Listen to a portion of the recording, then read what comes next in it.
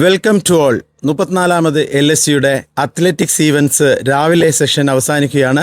ഇപ്പോൾ ഇതുവരെ നടന്ന ഈ ഈവൻസിൻ്റെ സ്കോർ അപ്ഡേറ്റ്സ് ആണ്. ഇതുവരെ നടന്ന സ്കോറിൻ്റെ അപ്ഡേറ്റ്സ് കാസിം സാറ് നിങ്ങളുമായി പങ്കുവയ്ക്കുന്നു. കാസിം സാറിനോട് നമുക്ക് ചോദിക്കാം.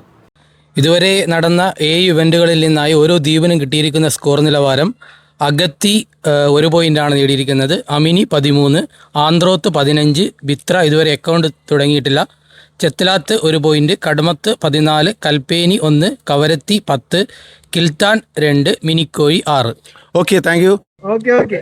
അപ്പോൾ ഇപ്പോഴത്തെ നിലവിലുള്ള സ്കോർ നില: ആന്ത്രോത്താണ് ലീഡിങ് 15 പോയിന്റ്, തൊട്ട് പിന്നിൽ കടമത്താണ് മുന്നേറുന്നത് 14 പോയിന്റാണ്. അതിൻ്റെ തൊട്ട് ഇഞ്ചോട് ഇഞ്ച് ബാക്കിലായിട്ട് അമീനി 13 പോയിന്റുമായിട്ട് നിൽക്കുന്നു. കവരത്തി 10 പോയിന്റ് ഉണ്ട്.